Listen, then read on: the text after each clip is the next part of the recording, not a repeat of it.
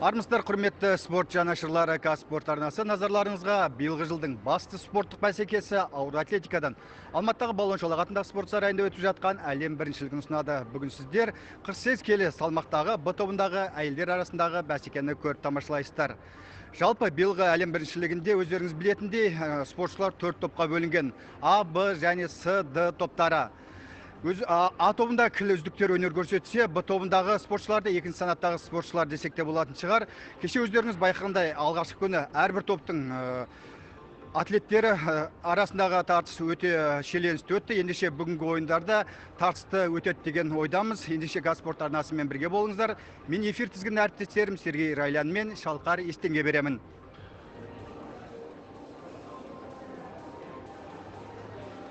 Здравствуйте, уважаемые любители спорта. Телеканал Казспорт продолжает серию трансляций с чемпионата мира по тяжелой атлетике, который в эти дни проходит в городе Алматы.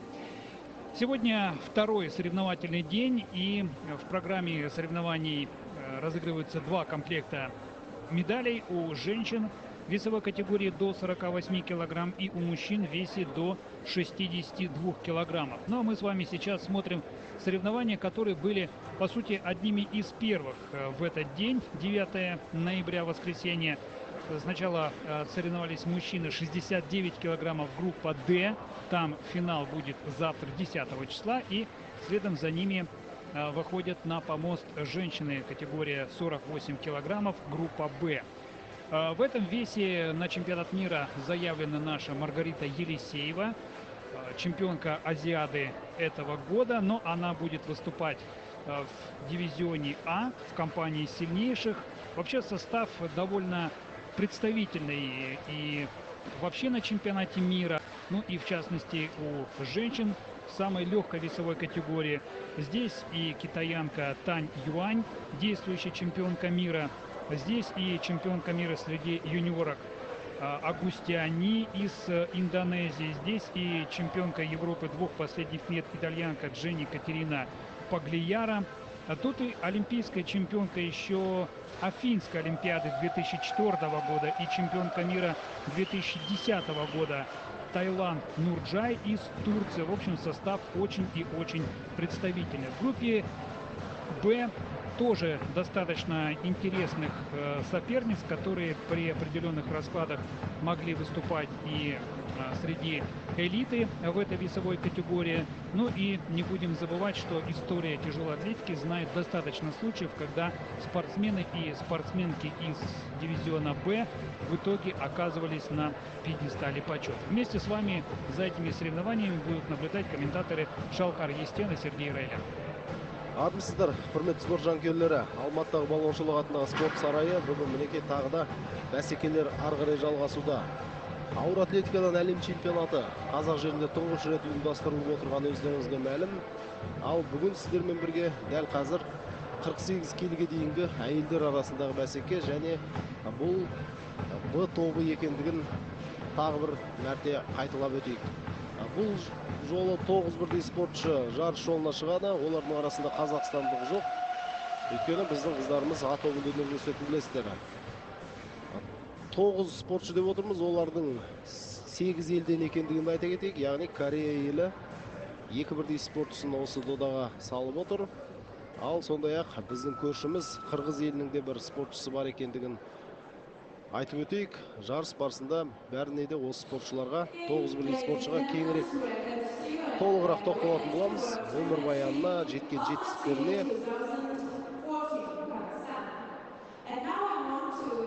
Жалпы Алматыдағы әлем біріншілігі туралы қазірдің өзінде көптеген ақпараттар тарауда. Ашылу салтанаты болсын, алғашқы жарыс күні туралы, ұйымдастыру деңгейі туралы тек қана оң пікірлер естудеміз. Оны өз біздің көңілімізге қуаныш сыйлап отыр. Қазір неке бүгінгі спортшылар көз алдыңызда өнер көрсететін 9 бірдей спортшы деп отырмыз.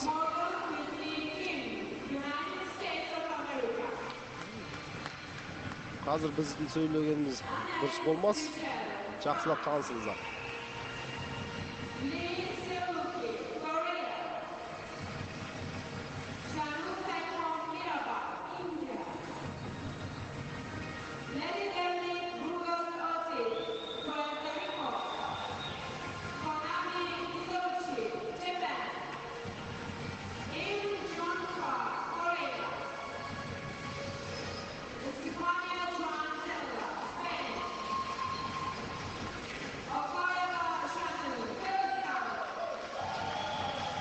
біздің көршіміз Жаңыл Өкееваны таныстырды сіздерге. Бұл 1993 жылы өмірге келген спортшы. Бүгін Қырғыз елінің намысын Алматыдағы бәсекеде қорғап көретін болады. Алатаудың баурайы, Алатаудың ар жағы осы қыздың отаны екендігін өздеріңіз де жақсы білесіздер. Жалпы ауыр атлетика тарихында талай рет тіркелген оқиғалар бар. Мәселен, осы Б тобындағы кейбір спортшылардың көрсеткіші А тобындағы спортшылардың асып түсіп жатады, тіпті алдыңғы лекке делініп қалып жататындығы тарихтан мәлім.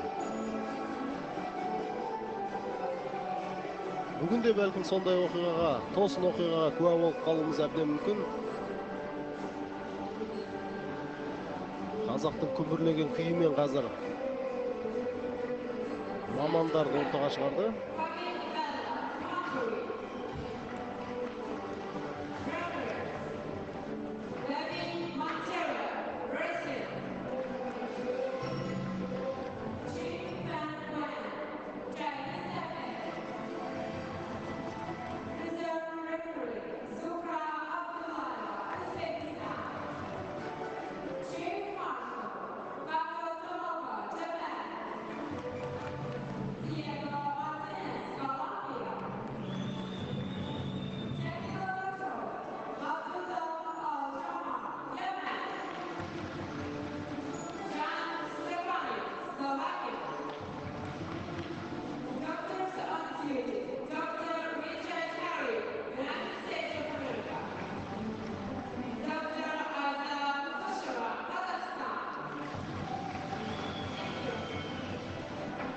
Бүгінгі жарыстың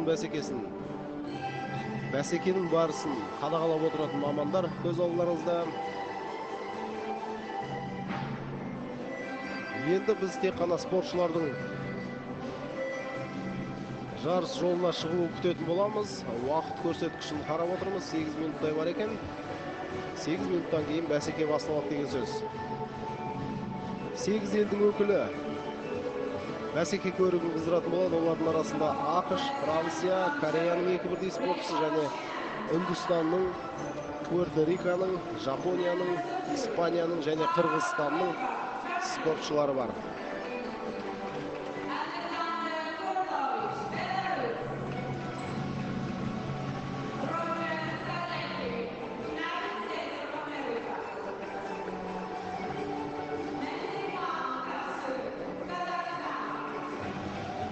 Біздің отанас белгілі маман Меңдіхан Тапсырбаев мырзаны да таныстырып өтті. Зілтемірді қазір алғашқы тапсырыс бойынша әзірлеуде. Салмақ қосып, қандай салмақ белгіленгендігін сіздермен бірге отырып байқайтын боламыз. Алғашқы болып кім шығады жарыс жолына, ол да санаулы минуттардан кейін белгілі болады. Кеше өте тартысты бәсеке өтті. Өздеріңіз де көрген боларсыздар. Ерлер арасында бәсекеде алғашқы медальдар жиынтығы сарапқа салынды және Алматыдағы әлем біріншілігінің алғашқы бас жүлделерін ерлер арасындағы бәсекеде анықтаған болатын. Жүлдегерлерді солсында Солтүстік Корея елінің даңқты спортшысы бас жүлдені жеңіп алды. Завершилось представление официальных лиц, членов судейской коллегии, тех, кто будут судить сегодняшние соревнования, и жюри, которые также будут внимательно следить за тем, что произойдет на помосте, и когда будут возникать какие-то спорные ситуации, именно с членами жюри советуются трое судей, центральный судья, который сидит вот непосредственно перед помостом, и еще 2 рефери, которые сидят по бокам от него. У каждого рефери на судейском столике такие контрольные коробки с 2 кнопками, с белой и с красной. Если судья считает, что вес взят, он нажимает белую кнопку. Когда вес не взят, то, соответственно, красный. Ну и на всякий случай, если что там произойдет с электронной системой или, может быть, если будут какие-то нештатные ситуации, на этот случай у судей есть красные флажки, которые они и поднимают, ну, в случае необходимости. Ждем появления на помосте спортсменок в полном составе, чтобы познакомиться с ними. Для начала более, скажем так, поверхностно. Ну а внимательнее мы будем с ними знакомиться и наблюдать за ними уже во время соревнований. В группе «Б» у женщин весовой категории до 48 килограммов выступают 9 спортсменок. Здесь представители самых разных континентов. Есть и европейки из Испании и Франции. Есть представительницы нового света, спортсменка вот из США и Пуэрто-Рико. Ну и в основном спортсменки из азиатских стран. Все-таки весовая категория до 48 килограммов, как у мужчин, самый легкий вес. Это все-таки больше азиатская вотчина, поэтому и в группе А много спортсменок из Азии, и в группе Б практически половину составляют азиатские спортсменки.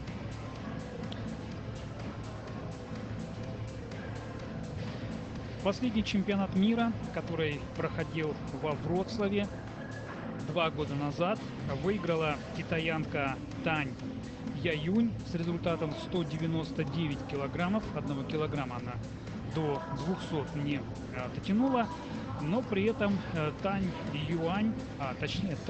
Яюнь выиграла сразу 13 килограммов у ставшей второй спортсменки из КНДР Рианг Чун Хва, и еще больше 23 килограмма она выиграла у вьетнамской спортсменки Дот Хит Ху Хуай.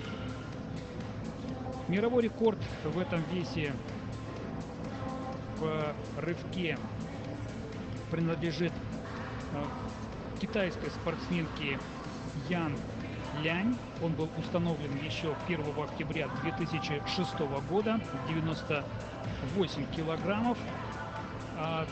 Чуть менее старый рекорд в толчке. Тайлан Нурджан из Турции побила его 4 года назад, в сентябре 2010 года, 121 килограмм. Ну и мировой рекорд в сумме двоеборья принадлежит китаянке Ян Лянь. 217 килограммов она подняла в сумме 1 октября 2006 года. Так что рекорды здесь такие достаточно уже возрастные. И на последних азиатских играх победительница соревнований, наша Маргарита Елисеева, в рывке подняла 88 килограммов, в толчке 106 и победила с суммой 194 килограмма.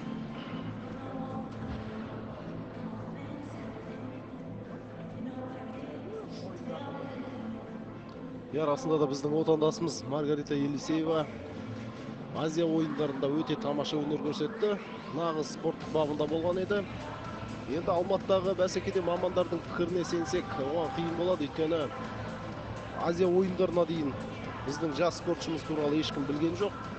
Спорт әлемі, осы ауыр атлетика әлемі күтпеген жерден бас жүлдені олжалады. Демек, енді оған қарсылас көбейді деген сөз бәрінің назарында болады. Сондықтан бәсеке өте қиынға соқпақ біздің спортшымыз үшін. Дегенмен, қанша дегенмен жас спортшы ғой, жылдан жылға қарқын қосып шеберлігін арттыра түсуде. Сондықтан бәлкім мамандардың пікірі теріске шығып қалуы да мүмкін. Тағы бір тосын оқиға тіркеп жатса, әрине отандасымыз үшін қуанатын боламыз. Маргарита Елисеева туралы да көп айтуға болады. Өте еңбекқор дейді, оны білетін мамандар жаттығуларға жан тәнімен беріле кіріседі. Сондай-ақ ұзақ талмай еңбектенетін спортшылардың қатарына жатады екен. Ал қазір сіздермен бізге қырғызстандық спортшыны көрсетуде Жаңыл Токеева. Бүгін енді Б тобындағы спортшылардың арасында өзінің орнын анықтайтын болады. Әйелдер арасындағы бәсеке туралы сөз еткенде әрине біз даңқты отандастарымызды ауыз қалмай кетпейміз. Өкінішке қарай солардың арасында Светлана Подобедованың өнер көрсете алмайтындығы өкінішті. 2-1 әлем біріншілігін ұтқан және Лондон Олимпиадасында алтыннан алқа таққан отандасымыз өкінішке қарай жаттығу кезінде жарақат алған екен. Бұл туралы жуырда ғана хабардар болдық. Өкінішке қарай, әйтпесе Светлана Подобедова да өзінің жеңісті жолын жалғастырады деп сенген болатынбыз Алматыда. Әрине өкінішті дегенмен өзге отандастарымызға енді үміт артатын боламыз. Олардың арасында әрине Зүлфия Чиншанло және Майя Манеза бар, сондай-ақ Маргарита Елисеева деп отырмыз. Өзге де спортшыларымыз бар. Аллаға шүкір.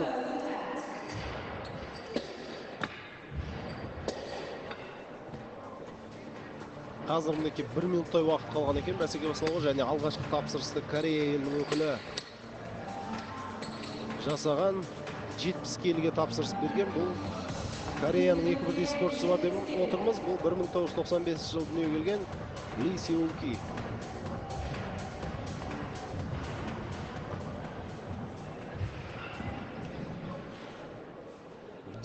Келі салмақ жұлқа көтеру бойынша, яғни салыстырып қарайтын болсақ, мәселен біздің отандасымыз Маргарита Елисеева дәл осы жаттығу бойынша, яғни жұлқа көтеруде Азия ойындарында 88 келіні бағындырған екен. Ал қазір 70 келілік зілтемірді көтереді кореялық спортшы. Алғашқы мүмкіндігі сәтті шықты. Ли Сеулки 70 келіні еншісіне жазды.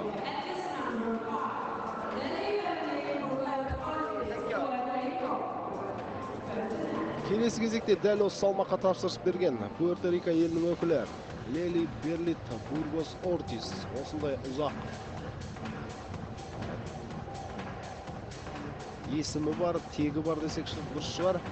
Спортшы қазір жарыс жолына шығатын болады. 1985 жыл дүниеге келген. Бірақ өзгеріс орын алған екен. Қазір тапсырыс бойынша Корея елінің екінші спортшы шығады. 70 келі тапсырыс, 70 келіге тапсырыс берген. Бұл спортшы Ин Джун Хва. 1986 жылы дүниеге келген.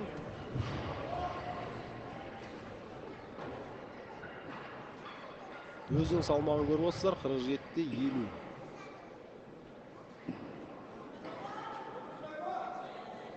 Көп жағдайда осы спортшының өз салмағы да мәселені шешіп кетеді. Кеше мәселен Вьетнам елінің спортшысы 40 грамм ғана ауыр болған екен. Солтүстік кореялықтан сол 40 грамм салмағының зардабын тартты. Өйткені күміс жүлдеге қанағат етті. Әйтпесе бас жүлдені олжалап тұрған еді. Кореялық екінші спортшы да 70 келіні бағындырды.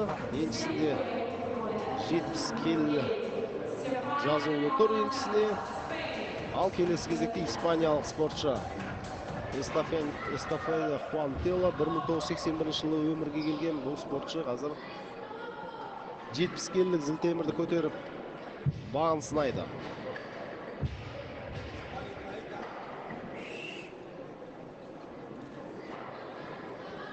Испанская спортсменка сейчас на помосте. Это Эстефания Хуантельо, 70 килограммов. Не готова оказалась спортсменка, может, мало магнезии. Намазала на руки. Как-то так получилось, что она едва оторвала штангу от помоста, как тут же ее опустила вниз. Вот такая ситуация возникла. Подвели руки испанскую штангистку, и в результате 70 килограммов она не взяла. Сейчас ей дается 2 минуты на то, чтобы подготовиться ко второму подходу. Накануне поздно вечером прошли соревнования в группе С. Там лучший результат в рывке показала Шкипонье Брахья из Албании, 78 килограммов, причем с этого веса она начинала соревнования, затем перешла на 83, но оба подхода не реализовала. 73 килограмма в рывке подняла Виолетта Ястржевска из Польши и 68 килограммов у мексиканки Муньес Лопес. Ну что ж, оба подхода Хуан Тельо завершились неудачно. Хуан Тельо самая возрастная в этом дивизионе спортсменка. В этом году ей исполнилось 32 года. Она уже давно выступает на высоком уровне. Кстати, Хуан Тельо подавала большие надежды. В свое время она выиграла чемпионат мира среди юниорок в 2000 году. Но затем как-то у нее не заладились дела. На взрослом уровне она выступала не так хорошо, как на юниорском. И несмотря на то, что она давно уже в штанге, уже прошла 3 олимпийских цикла, она ни разу еще не ездила на Олимпиады. И перед этим сезоном она заявила, что ее цель все-таки поехать, возможно, уже в конце своей спортивной карьеры, на Олимпийские игры, которые пройдут в Рио-де-Жанейро в 2016 году. Итак, третий подход Эстефании Хуан Тельо. Давайте пожелаем успеха этой испанской девушке. Все-таки с третьего подхода, взяв себя в руки, Хуан Тельо берет этот вес. 70 килограммов. Тот же самый вес сегодня уже взяли Алей Сиуки и Им Джон Хва, который располагается, соответственно, на 4-м и 5-м местах. Ну и учитывая, что Хуан Тельо самая легкая из них, именно она сейчас выходит на 4-е место, отодвинув спортсменок из Кореи, вот этот корейский дуэт, на 5-е и 6-е место. А вот индийская спортсменка Чану Сайкхом Мирабай. Эта девушка еще не вышла из юниорского возраста, ей 20 лет, она 94-го года рождения. Самое большое ее достижение — это бронза юниорского чемпионата мира прошлого года.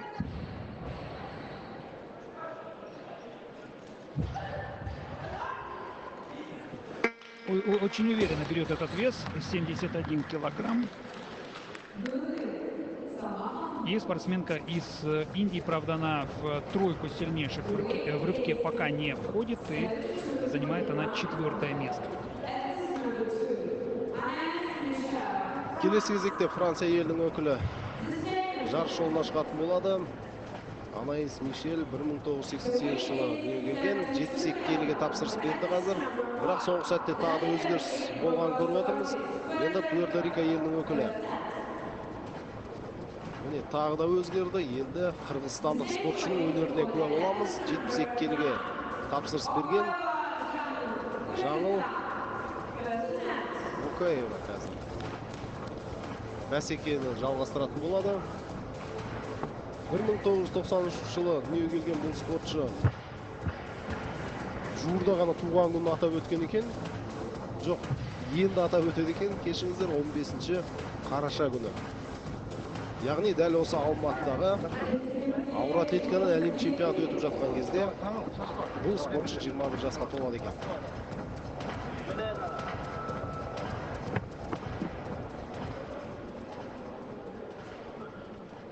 Өзінің салмағында көріп отырсыздар, 47-те 46. Алғашқы мүмкіндігі және 72 келі.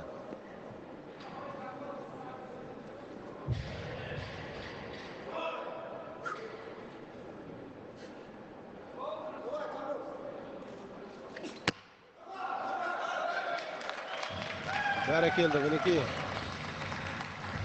Көрші елдің спортшысы өзі тапсырыс берген салмақты бағындырды, 72 келі еншісіне жазылатын болады. Алғашқы мүмкіндігін өте тамаша пайдаланды.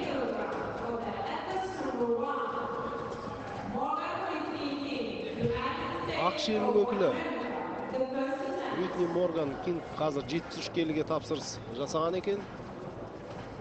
Зілтемірді дайындап та қойды. және спортшыға берілетін уақыт өтіп жатыр. 1 минут уақыт берілетіндігін айта кетейік. Спортшыға дайындық үшін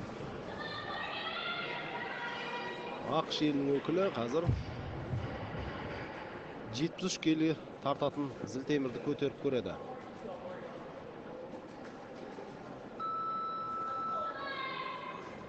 Өте тәжірибелі спортшы, 1985 жылы туған.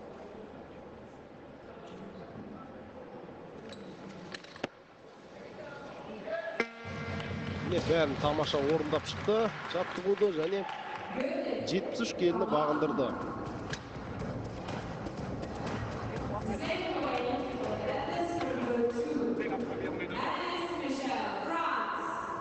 Франция елінің өкілі Анайс Мишель қазір екінші мүмкіндігінде 73 келіге тапсырыс берген екен.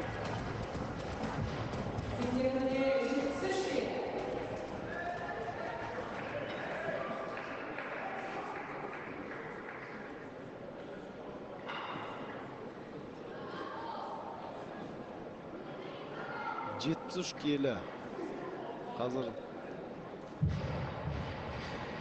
француз спортшысына бағына ма, байқап көрелік.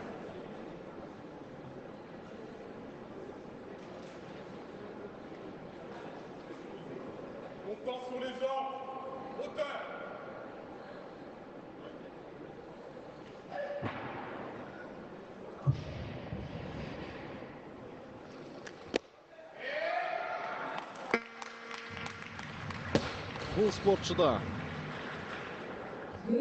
73 келіні бағындырды.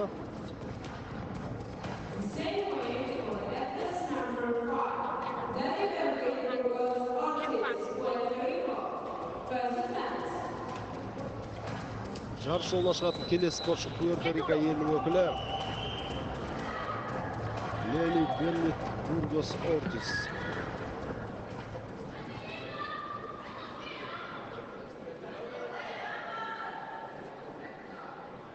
Жетпіс келі.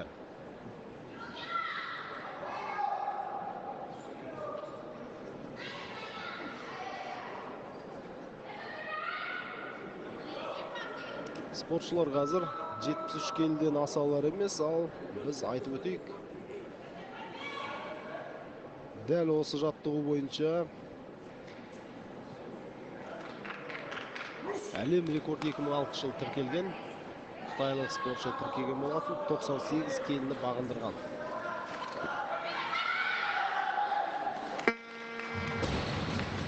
Дәл осы спортшылар көтеріп жатқан салмақтан 25 келі артық деген сөз.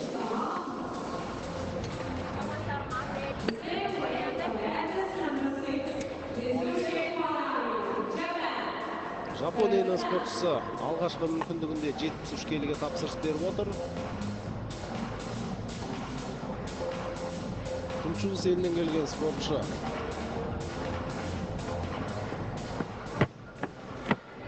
Хонами Мидзуоти.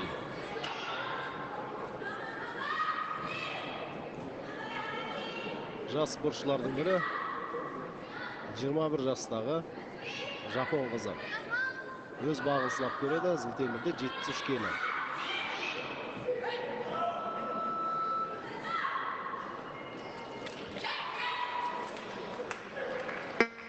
Бұл спортшыда қателескен жоқ, алғашқы мүмкіндігін өте тамаша пайдаланды. Еншісінде 73 келі бар. Ну что ж, на Хонами Мидзуоти завершился выход на помост всех 9 участниц группы Б. И что очень хорошо, то что все не справились со своими весами, за исключением испанки Хуантелю, которая свой начальный вес взяла только с 3-го подхода. А так все девушки справились с теми весами, которые они заказали изначально.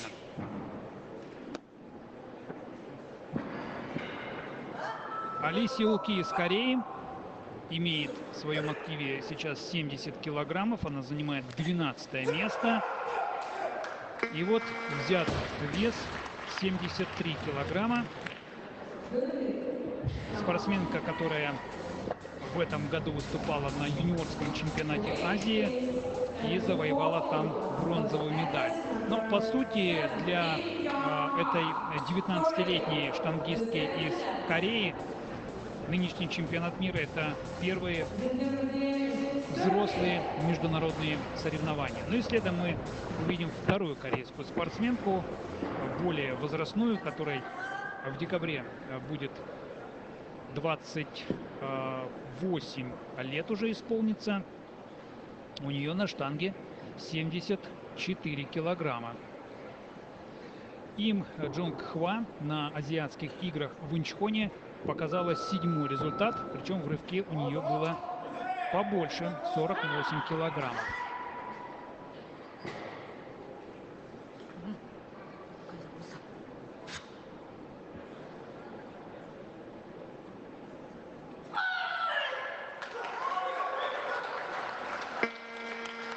Засчитали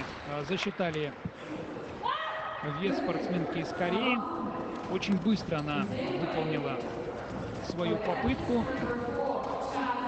Знаете, мне даже показалось, что она не до конца выпрямила колени. Но это только визуальное представление комментаторов. Гораздо ближе сидят судьи, гораздо ближе сидит жюри. Им, конечно, все виднее. Вес засчитан. Ну и должен сказать, что с результатом 74 килограмма корейская штангистка Им Джонг Хва вышла на второе место. Первое по-прежнему у Брахи из Албании, 78 килограммов. Эта спортсменка выступала в группе С. Еще одна юниорка Мираба из Индии, 74 килограмма. Очень уверенно она берет этот вес. Ну и должен сказать, что на юниорском чемпионате мира, когда она заняла третье место, у нее было в рывке 72 килограмма. А на азиатских играх в этом году она выступала, и она в рывке подняла 75 килограммов. Так что очень близко к этому результату находится индийская девушка. Должна была выступать сейчас Бургос Ортис из Пуэрто-Рико, но она перезаказала свой вес во втором подходе 74 килограмма на более высокий, поэтому мы увидим с вами сейчас спортсменку из Киргизии Жаныл Окоеву. Выходит она сейчас на помост. Молодая спортсменка, она еще в прошлом году выступала по юниоркам, но сейчас ей исполнится уже по ходу чемпионата мира 21 год, она уже вышла из юниорского возраста.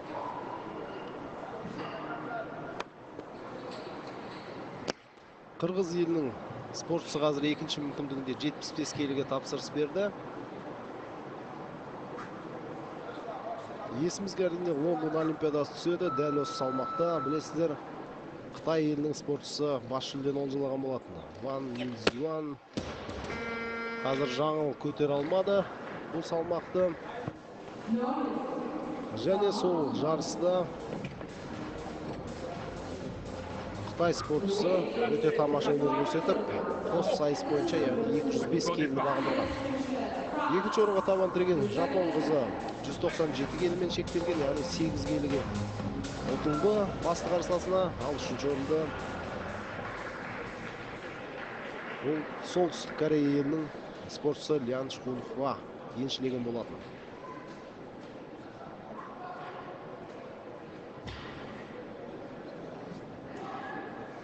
Жалпы Лондон Олимпиадасы біздің спортшылар үшін өте тамаша өтті. Бүкіл әлемді таң қалдырдық, тамсандырдық десек дұрыс. Міне енді өз жерімізде өтіп жатқан жарыста сол жетістікті қайталасақ нұр үстіне нұр болар еді. Франция елінің спортшысы Анаис Мишель 75 келіні еңсеруге тырысады. Екінші мүмкіндігі бұл спортшының.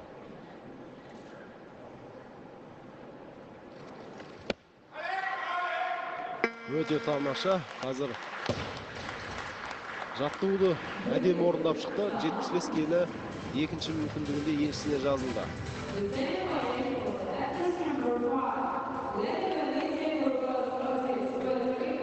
тура осы салмақ қазір пуэрто-рикалық спортшыға бағынам анықтайтын боламыз. Бургос Ортис 75 келіні екінші мүмкіндігінде бағындырып көреді.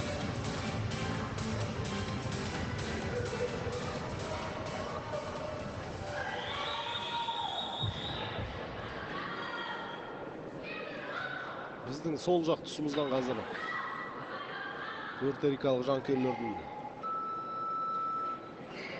дауысы естілуде, жерлестеріне қолдау көрсетуде.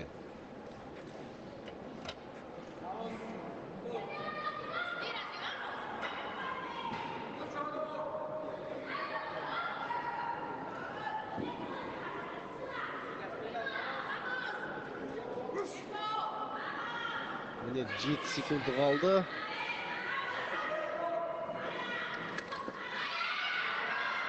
Тамаша көтерді қазір. Пуэрто-рикалық спортшы 75 келі, екінші мүмкіндігі. Өзінің салмағы өзге спортшылармен салыстырғанда сәл ауырлау екен көріп отырсақ, 47-86. Ли Сеулки, Кореяның спортшысы 75 келі және үшінші мүмкіндігі, соңғы мүмкіндігі жұлқа көтеру бойынша. Екінші мүмкіндігінде 73 келіні бағындырған болатын.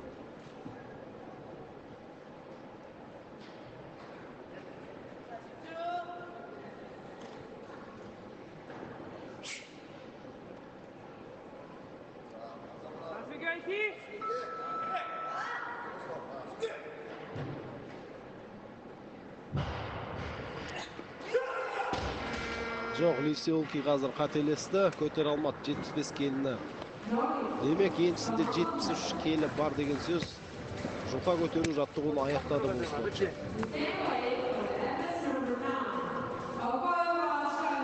Жаңыл Окаева 75 келі және соңғы мүмкіндігі қырғыз спортшысының.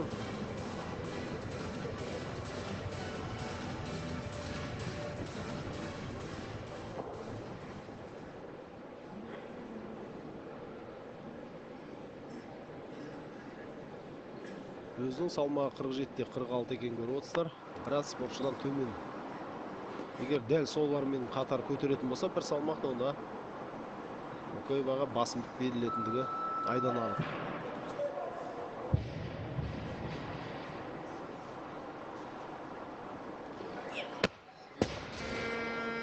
Өкінішке қарай, қырғыз спортшысы да бағындыра алмады бұл салмақты. Екінші мүмкіндігінде бірінші мүмкіндігінде 72 келіні көтерген, және 75 келіні екі бірдей қатар мүмкіндікте көтер алмады. Демек 72 келі бұл спортшыға еншісіне жазылады бұл спортшының. 76 келілік зілтемір және ақш елінің спортшысы Морган Кинг екінші мүмкіндігінде осы зілтемірді көтеретін болады. Алғашқы мүмкіндігінде 73 келіні бағындырды бұл спортшы. Енді міне 4 келі қосып, екінші мүмкіндігін пайдаланатын болады.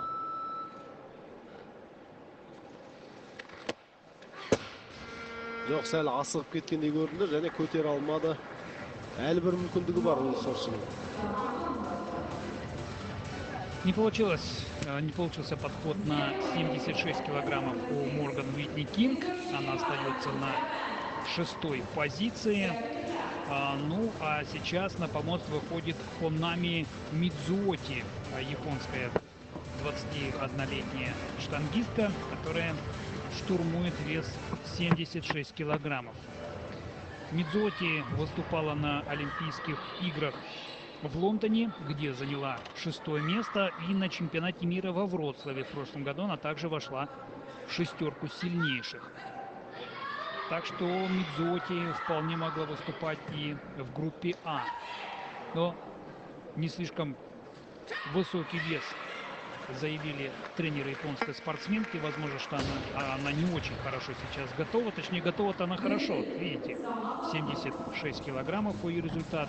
Но если сравнить с ее результатами раньше, то на Олимпийских играх в Лондоне она подняла, конечно, больше, 80 килограммов. Но и подготовка к нему, конечно же, к Олимпийским играм самое что ни на есть серьезное.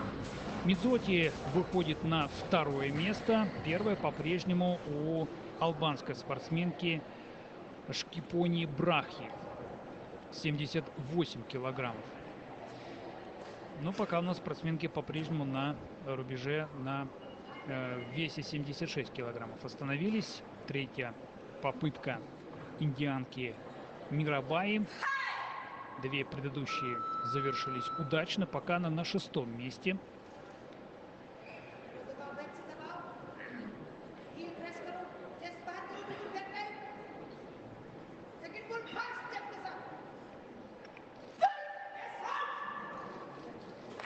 Встала она из приседа. И традиционная благодарность судьям и членам жюри, которые мы с вами видим у представительниц азиатского континента, как у девушек, так и у мужчин. Ну вот Мирабай теперь выходит на второе место. Она обходит Мидзоти по личному весу. Всего лишь на 90 граммов Мирабай легче. Уже давно ведутся дискуссии по поводу того, что каким образом определять места среди спортсменок и спортсменов с одинаковым весом. Может быть, для них проводить какую-то дополнительную попытку или еще что-нибудь. Но вот это определение, вот эта норма, что выше стоит тот, у кого легче личный вес, собственный вес, на мой взгляд, самое справедливое. Морган Уитни Кинг, 76 килограммов, второй подход ее на этот вес. Уникальная, на мой взгляд, спортсменка. Берет она штангу, и теперь уже она выходит на второе место, поскольку она легче тех, кто 76 килограммов поднял до этого. Морган Уитни Кинг 8 октября исполнилось 29 лет. Тем не менее, опыт выступлений на помосте у нее не высок. Она только второй год занимается штангой, и вот уже такие результаты. Она сама представляет Сиэтл, занималась другими видами спорта, пока ее не пригласили в тяжелую атлетику, и сейчас она одна из сильнейших на континенте. Но это, конечно, удивительно. В 26-27 лет только начинать заниматься каким-то видом спорта и уже выступать на чемпионате мира, входить в число 20 сильнейших. Корея елінің спортшысы үшінші мүмкіндігі 77 келіге тапсырыс берді.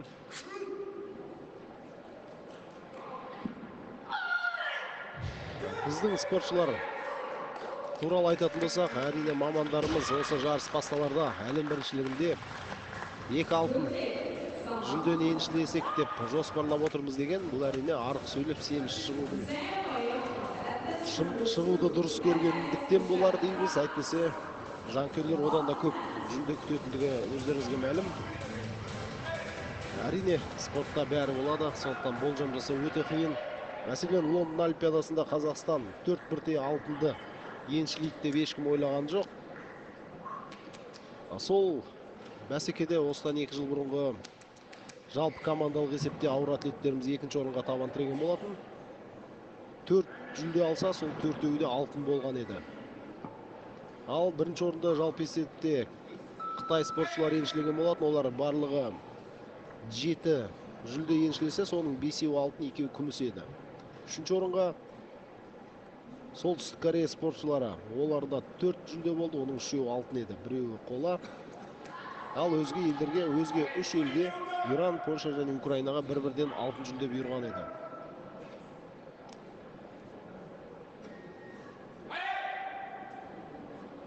Франция елінің спортшысы Анаис Мишель қазір 77 келіні көтере алмады. 3-ші мүмкіндігі болатын. Соңғы жұлқа көтеру бойынша бұл спортшы бәсекені аяқтады. 75 келі 2-ші мүмкіндігінде бағынған болатын бұл спортшыға. Сондықтан қорытынды есепте жұлқа көтеру бойынша 75 келі деген сөз. Бұл спортшының жетістігі, нәтижесі. Ал қазір пуэрторикалық спортшы өзінің соңғы мүмкіндігін пайдаланады. Жұлқа көтеру бойынша 77 келі, үшінші мүмкіндігі. Бургос Ортис 1985 жылы өмірге келген спортшы.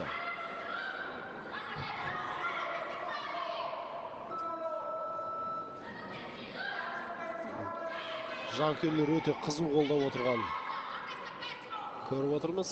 Тура біздің желке тұсымызға орналасқан екен жанкүйерлер. 77 келіні бағындыра ала ма Пуэрто-Рико спортшысы?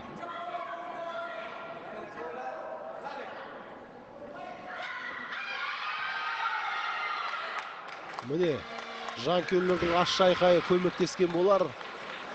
Бургос Ортис 77 келіні үшінші мүмкіндігінде бағындырды. Үш мүмкіндігінде сәтті пайдаланған көріп отырсақ. 73 келі, 75 және соңғы сәтте 77 келіні көтерді. Жапон спортшысы Хонами Мидзуоти қазір 78 келіні көтеруге бел байлаған екен. Бұл спортшының да соңғы мүмкіндік екенін айта кетейік.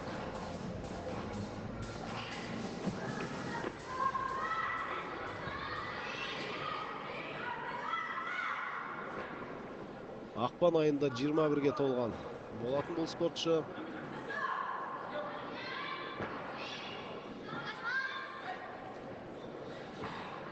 Жалпы жеңіл салмақта Азияда, ауыр атлетикада болсын, өзге де спорт түрлерінде азиялықтар көбірек жүлде салатыны мәлім. Жапон қызы көтер алмады 75 келіні. Демек, оның еншісінде 76 келі қалады деген сөз. Екінші мүмкіндігінде 76 келіні еңсерген болатын Мидзуоти. Сонымен алғашқы жаттығу бойынша жарыс аяқталды. Енді 10 минуттай үзіліс болады. Жарыстың төрін ретке келтіреді. Зілтемірді бір тексеріп қояды қазір мамандар. Одан кейін спортшылар қайтадан бәсеке көрігін қыздырады және екінші жаттығу серпе көтеру бойынша кімнің мықты екендігін анықтайтын боламыз.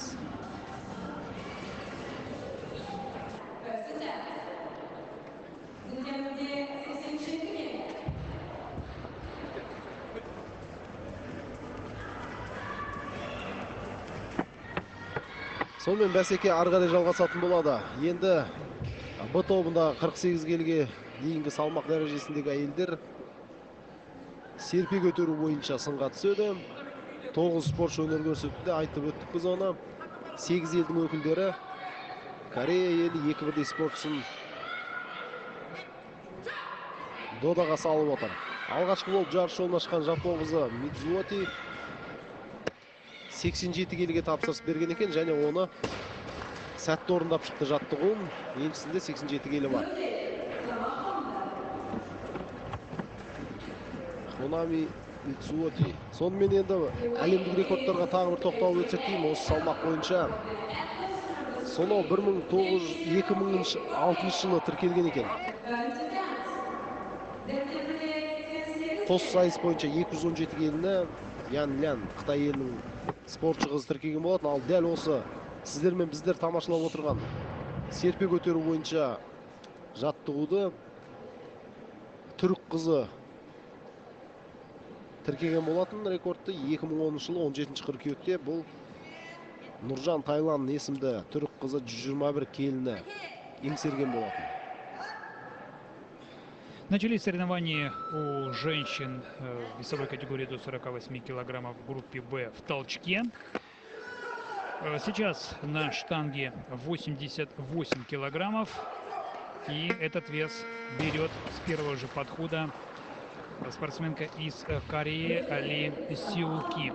Ну а что касается итогов в рывке, то первое место там занимает на данный момент, учитывая, что соревнования в группе А пройдут позже.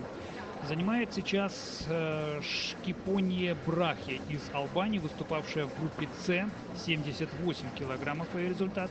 Интересно, что Брахе на взвешивание попала грамм в грамм 48 килограммов вес. И будь она на 1 грамм тяжелее, то она не смогла бы пройти взвешивание, точнее она бы отправилась бы дальше сбрасывать вес, поскольку на взвешивание отводится целый час, и есть у спортсменок время для того, чтобы свой вес привести в норму.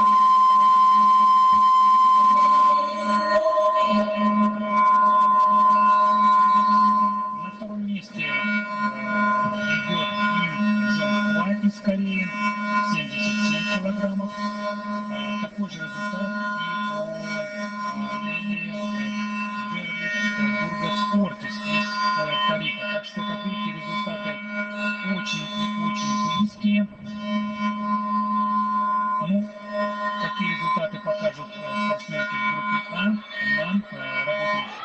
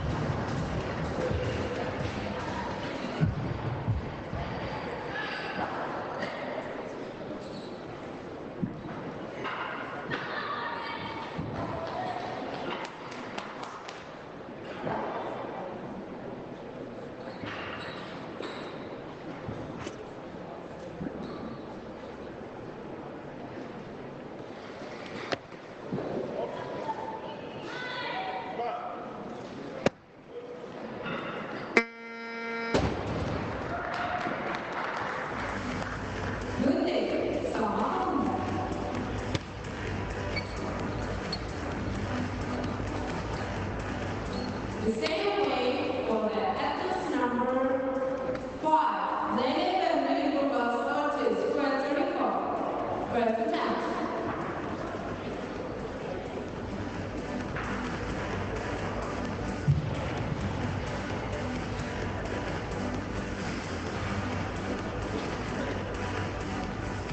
Same way for the atlas number 7, Kim Jong-hwa, Korea, represent.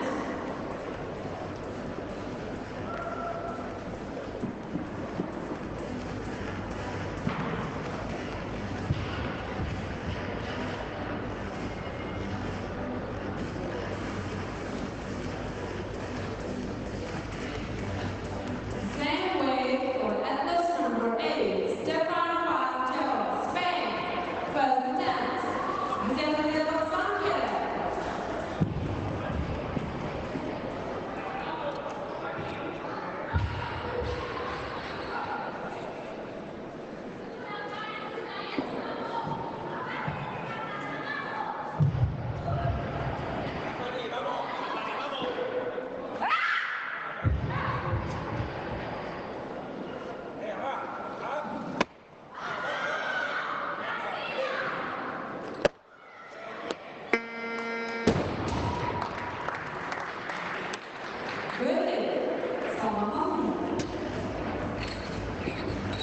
Same way for atlas number 9, Ogawa Shani, Kyrgyzstan, represent.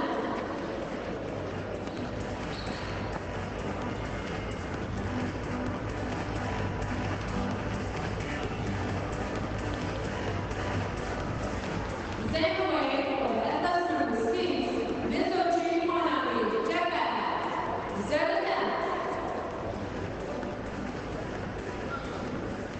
Злоти Хонами. Vicente de Los Ángeles. 90 келі, яғни бұл спортшының да соңғы мүмкіндігі.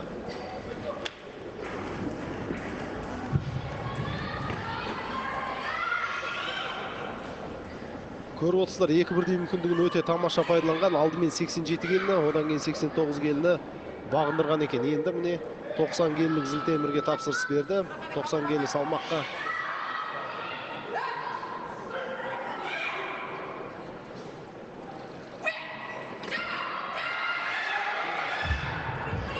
Әзер дегенде қазір тұрды. Және көтерді. Салмақ алынды. 90 келі еншісінде бар. Жапон қызының әзірге бәрі тамаша аяқталды бұл спорт үшін.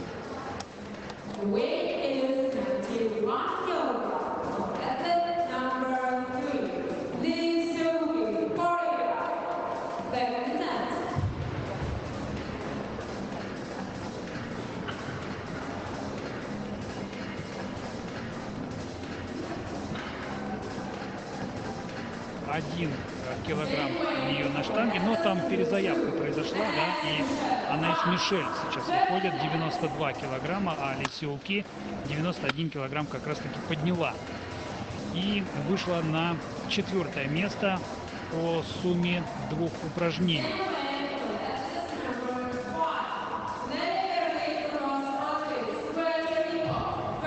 И вновь перезаявка.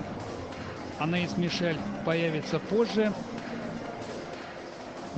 Сейчас вызывает на помост пуэрто-риканскую штангистку Бургас Ортис.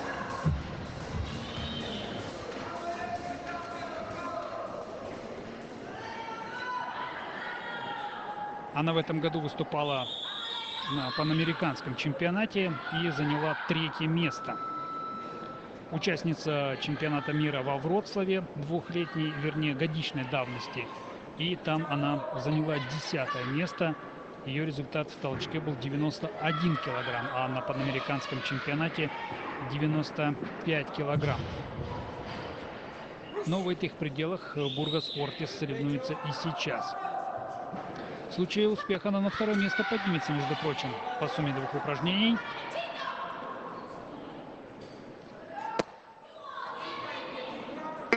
Удачный первый подход, и Бургас Ортис фиксирует вес в толчке 92 килограмма.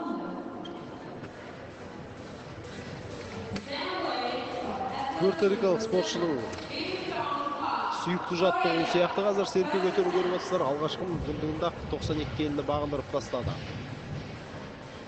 Ал енді Корей спортшысы алғашқы мүмкіндігін пайдаланды. Осы жаттығу бойынша 92 келіге тапсырыс берген.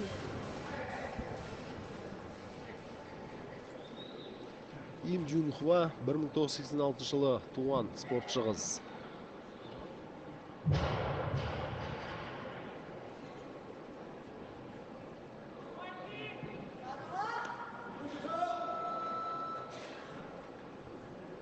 Бұл тағы да қайталап айтайық, Б тобындағы бәсекелер 9 бірдей спортшы өзара мықтыны анықтауда.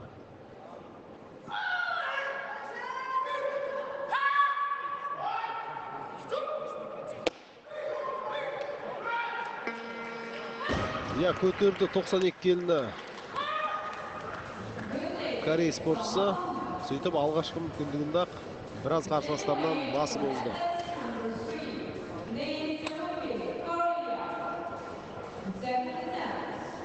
Енді Джун Хваның отандасы Ли Сеулки шығатын болады. Дәл сол салмақ 92 келіге тапсырыс берген бапкерлер.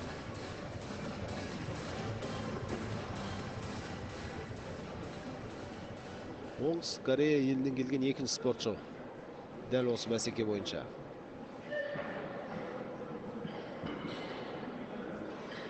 Бұл спортшының бірақ екінші мүмкіндігі екенін білесіздер.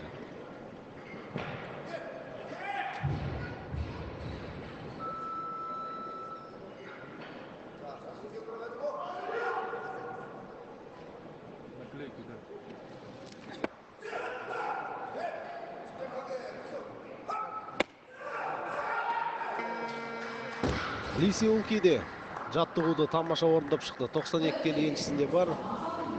Алғашқы мүмкіндігінде 88 келіні көтерсе, міне бірден 4 келі қосып, қазір 92 келіні ырқына көндірді. Келесі болып жарыс төріне келе жатқан бұл Анаис Мишель, Франция елінің спортшысы. өзінің серпе көтеру бойынша алғашқы мүмкіндігін пайдаланатын болады. Зілтемірдің салмағы 93 келі.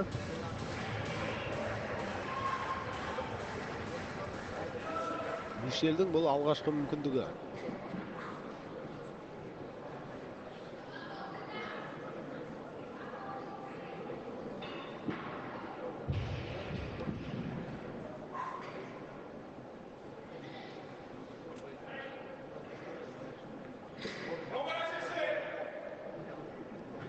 Біздің отандасымыз Маргарита Елисеева Азия ойындарында дәл осы жаттығуда 106 келіні көтерген болатын. Ал бұл тобындағы спортшылар әзірге 90-ның айналасында жүрген көріп отырсыздар. Міне 93 келіні Франция спортшысы көтеріп,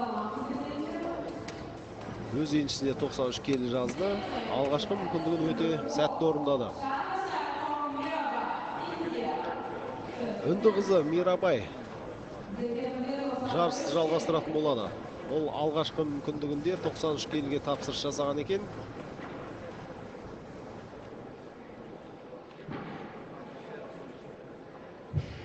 Қазір спортшылар өз деңгейінде өнер көрсетуде. Біреудің тәуекелге барып, жоғары өте үлкен салмаққа тапсырыс берген көріп отырған жоқпыз.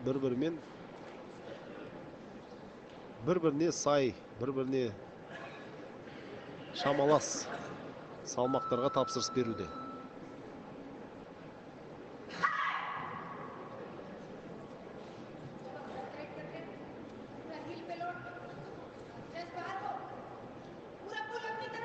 Қазір бапкерінің ғана дауыс шығып тұр, зал сілтідей тынды.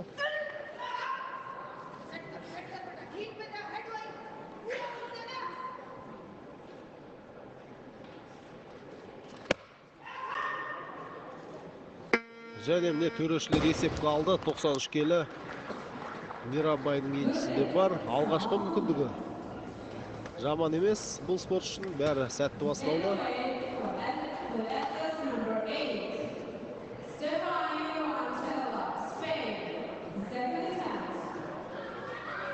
Испан қызы жарысты жалғастыратын болады.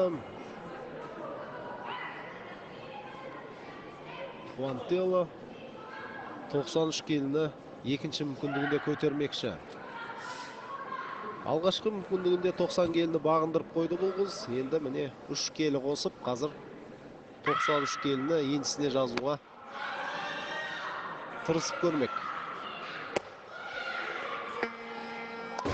Тамаша орындап шықты жаттығуда. Еншісіне 93 келі жазылатын болады.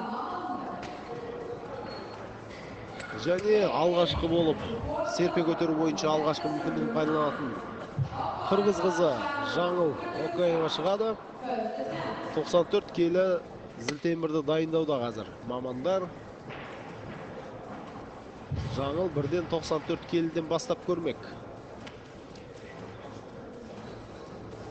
Көршімізге сәттілік тілейміз. 94 келі әрине қазіргі сәттегі осы спортшылардың арасындағы біраз спортшыға бағынбаған салмақ.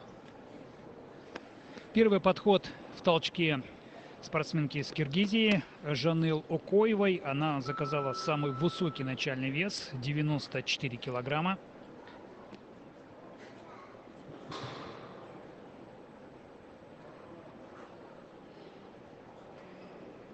Толчок это коронное упражнение спортсменки из Кыргызстана. Нет, не далась штанга Окоевой. Она в рывке была только 11-й, 72 килограмма. 2 подхода на 75 Окоева не использовала. И сейчас 94 килограмма.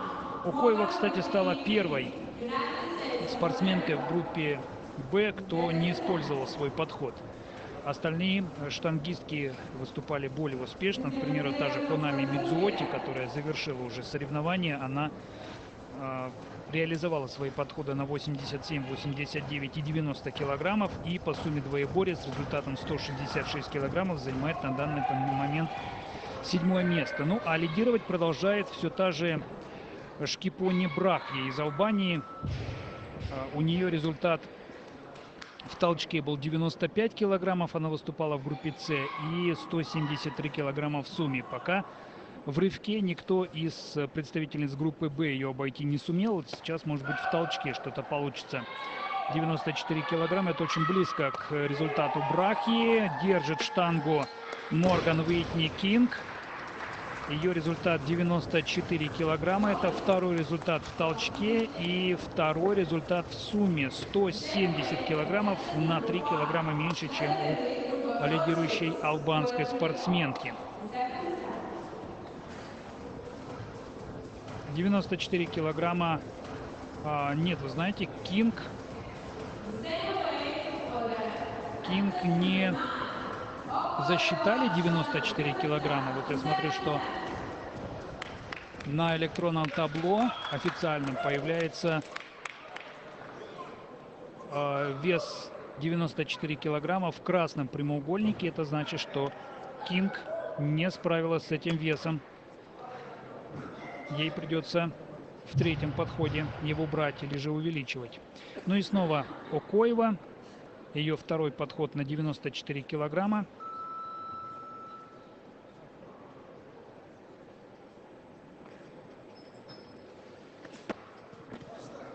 С большим трудом поднимается Окоева. Но нужно чуть-чуть еще приставить ногу. Все. На всякий случай Окоева подольше постояла, держа штангу на вытянутых руках, чтобы уж наверняка не могли к ней придраться судьи. 94 килограмма вес взят.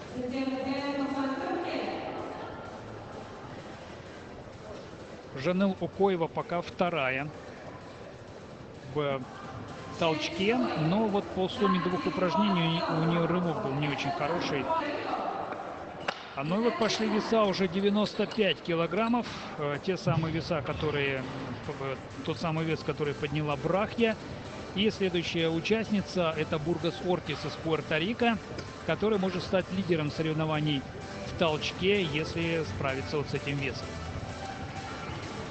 Я дәл солай, бұл спортшы серпе көтеруде өте сәтті өнер көрсетеді екен. Өйткені тапсырыс берген салмағынан ақ байқаған болатынбыз. Енді 95 келіні бағындырып көрмек.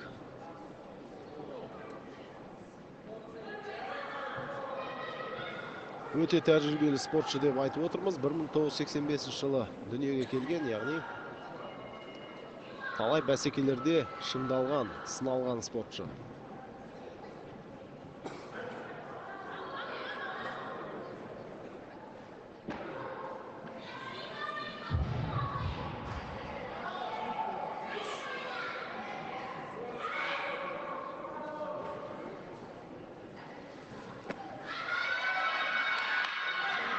Қазір қызу қолдау көрсетуде жанкүйерлері.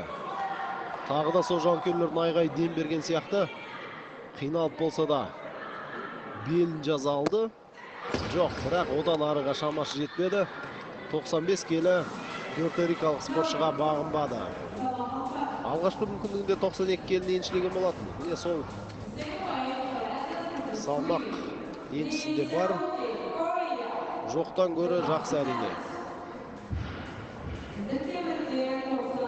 Келесі кезекте оңтүстік кореялық спортшы Ли Сеул-ки 95 келіге тапсырыс берген екен, және бұл осы спортшының соңғы мүмкіндігі.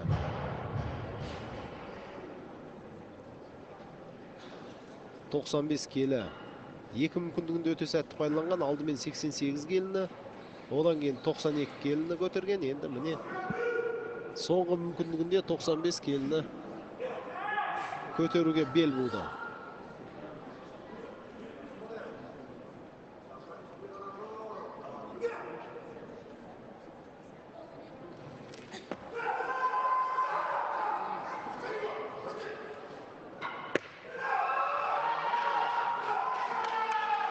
Төрешілер есепке алуға тиіс.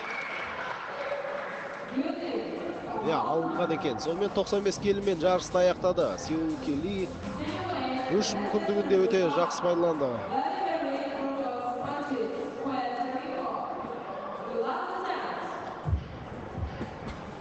Арғарай пуэрто-рикалық спортшының өнерін тамашалаймыз. Соңғы мүмкіндігі. Зілтемірдің салмағы 95 келі. Бургос Ортис. Екінші мүмкіндігінде осы салмақты бағындыра алмаған еді. Енді соңғы мүмкіндігі.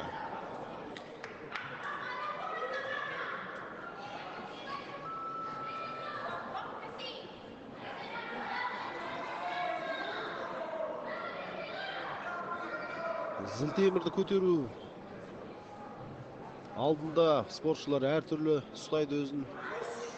Әркімнің өзінің мінезі бар. Ортис мінекей бізді асықпай секундтар, санаулы секундтар қалғанда бірақ көтеретіндігімен таныстырды. Жоқ, тағы да дәл сол қателік. Шамасы жетпеді 95 келіге. Демек енісінде 92 келі қалды деген сөз бұл спортшының. 96 kilogram for athlete number 7, Im Young Park, Korea. Second set.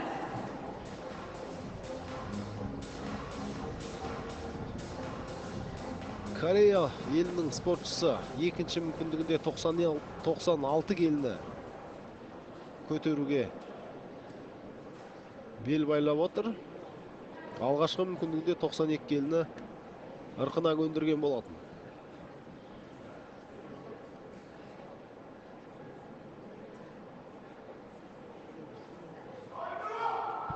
Им Джун Хуа 1986 жыл туған спортшы.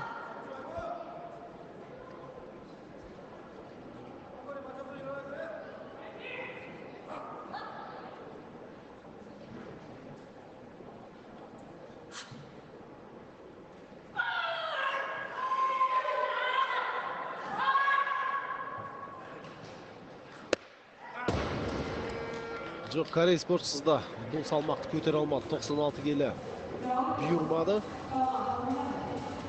Пуэрторикалық спортшы сияқты, оның да еншісінде 92 келі бар. Серпе көтеру жаттығу бойынша.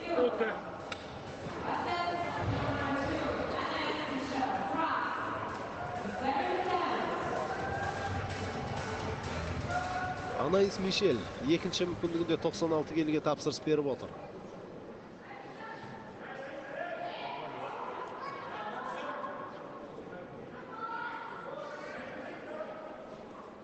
93 келіні бағындырып қойған бірінші мүмкіндігінде.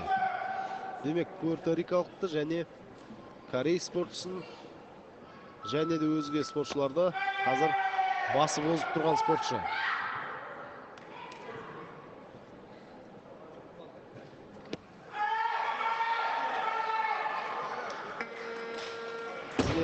Белгі берілді және есептелуге тиіс 96 келі.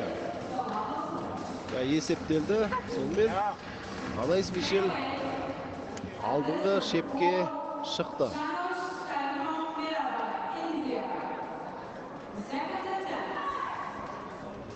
Второй подход Анаис Мишель. 96 килограммов. Нам показали, что вроде бы она... Нет, засчитан подход ей. И смотрим дальше индийскую спортсменку Мирабай. Чану Сайхом Мирабай. Ее второй подход. Все те же 96 килограммов. Но вот уже пошел спор за лидерство в толчке. Уже с первого места сдвинули Брахью. Из Албании у нее было 95 килограммов лучший подход. В третьем подходе она пыталась толкнуть 97 килограммов, но не получилось. Вообще из 6 подходов 3 реализовала только спортсменка из Албании. Кстати, очень опытная, наверное, одна из самых возрастных в мировой тяжелой атлетике из тех, кто выступает вот на высоком уровне. Летом этого года Брахе исполнился уже 30... Нет, не 30, исполнился 41 год. Она 73-го года рождения. И, как видите, не просто соревнуется на высоком уровне, а может попасть в число 15 сильнейших в сумме двоеборья. Пока, кстати, она лидер до сих пор. 173 килограмма. Второй результат 172 килограмма у Мирабаи стало после того, как она толкнула штангу весом 96 килограмм.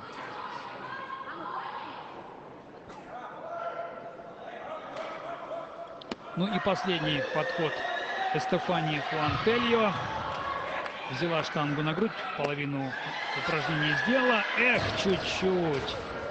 И штанга скатывается с помоста. Не удалось Эстефании Хуантельо толкнуть штангу весом 96 килограммов. С результатом 93 килограмма она завершает соревнование в толчке. И в сумме двоеборья у нее 163 килограмма. Это только 10-й результат. Ну и далее бодрым шагом буквально вбегает на помост американка Морган Уитни Кинг. Пока нам показывает в повторе попытку подход Хуантельо. Кинг уже готовится к своему подходу.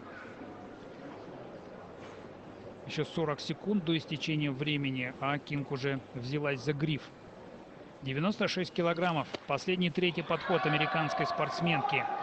Она может стать лидером соревнований в толчке. Фиксирует она этот вес. Очень радуется Кинг своему результату. И, конечно, для девушки, для которой это только третий крупный турнир, все это замечательно. На панамериканском чемпионате она толкнула 92 килограмма, сейчас сразу 96. 172 килограмма в сумме, и Морган Уитни Кинг поднимается на второе место вслед за Брахи из Албании.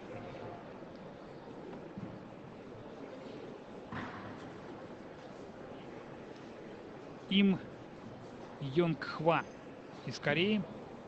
Тот же самый вес, что и у американки, 96 килограммов. И после этого у нас останутся только 3 участницы. У всех троих последние заключительные подходы, но там веса под 100 килограммов, 98-99. Может быть, кто-то из них и перезакажет на 100 килограммов. Напомню, что мировой рекорд здесь 121 килограмм.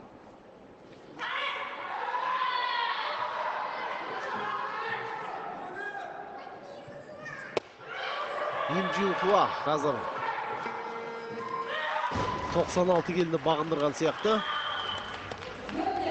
Есептеді. Сонымен бірінші мүмкіндігінде 92, екінші мүмкіндігінде 96-ны бағындыра алмады. Ал үшінші мүмкіндігінде өзі жоспарлаған салмақты еншісіне жазды. 96 келі. Жаңыл Окаева қазір тәуекелге бел буған екен. Ол 98 келіні көтермекші. Үшінші мүмкіндігі бірақ өзгеріс орын алды. Оның Окаева емес, қазір француз қызы Анаис Мишель шығатын болды.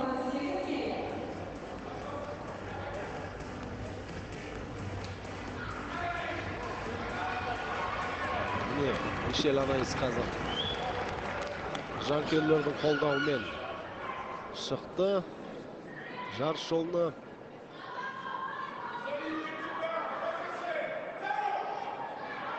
Алдымен 93, одан кейін 96 келіні көтеріп тастаған бұл қыз, енді 98 келіге тапсырыс беріп отыр.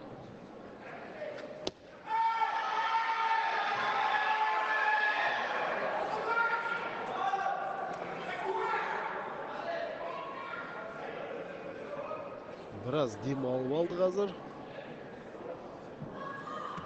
Бірақ шамасы қалмаған екен, бәрібір көтер алмады. 98 келіні еңсері алмады. Дегенмен 96 келімен серпе көтеру жаттығуын аяқтады.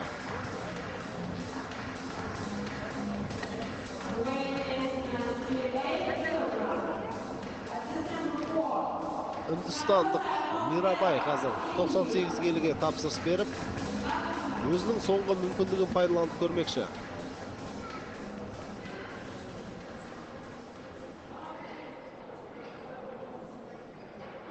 Бұл спортшы өте жақсы орындады жаттығуларын. Алдымен 93 келіні, одан кейін 96 келіні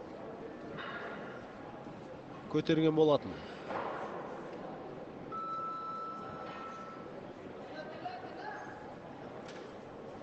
Енді міне 98 келіні көтеретін болады үндістандық спортшы.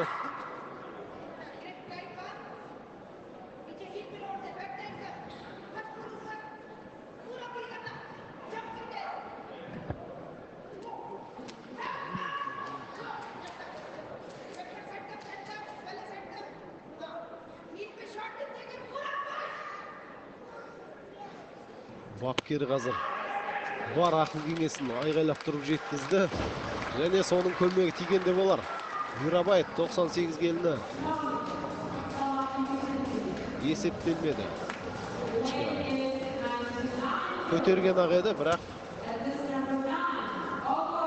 есептелмеді. Жаңыл 99 келіні бірақ көтеріп көрмекші. Мишель Анаис 98-ге тапсырыс бергенде Жаңылдың бапкерлері бір келі қосып 99-ға тапсырыс берген екен. Бұл қырғыз спортшының соңғы мүмкіндігі.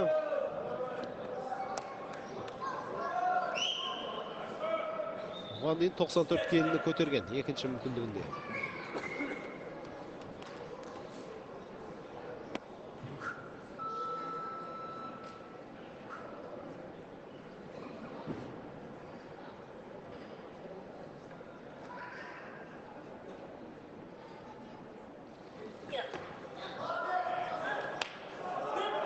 Жаман бастаған жоқ. Енді ары қарай жалғастыру керек еді, бірақ Жаңыл білгеннен жаңылды. 99 келіні көтере алмады.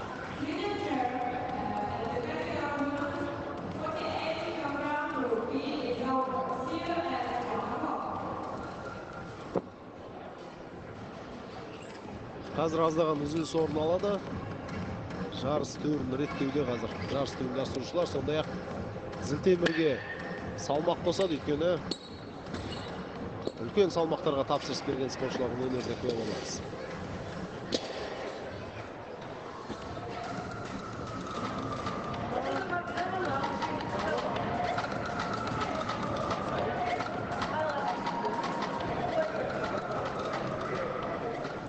Итак, завершились соревнования у женщин весовой категории до 48 килограммов в группе «Б». На первом месте в сумме двоеборья идет Им Джонг Хва из Кореи, 173 килограмма. Такой же результат, но при более высоком собственном весе у спортсменки из Албании Шкипони Брахи, которая выступала в группе «С». На третьем месте 172 килограмма американка Морган Уитни Кинг. Ну и такой же вес подняла в сумме двоеборья и Чану Сайком Мирабаи из Индии, но у нее более высокий собственный вес, она занимает 4-е место. Вот таковы итоги, но это итоги перед соревнованиями в группе А именно там развернутся основные события в борьбе за медали у женщин самой легкой весовой категории до 48 килограмм. Ну что ж, Шалкар Естен и Сергей Ролян с удовольствием для вас отработали эти соревнования. Ну а далее мы передаем слово нашему корреспонденту Азизу Тастаеву. Сонымен 48 келі салмақтағы Б тобындағы әйелдер бәсекесі өз мәресіне жетті. Өздеріңіз куә болғандай бас жүлде Корей спортшысының қанжығасында кетті. Ал осы салмақтағы 48 келі салмақта Қазақстан намысын Маргарита Елисеева қорғайтындығын естеріңізге саламыз. Жерлесіміз А тобында өнер көрсетеді. Ендеше К спорт арнасын қарай жүріңіздер. Біздің жерлесіміз жүлдеге ілініп қалуы бек мүмкін. Біз өздеріңізбен әзірге қоштасамыз. Аман сау болыңыздар.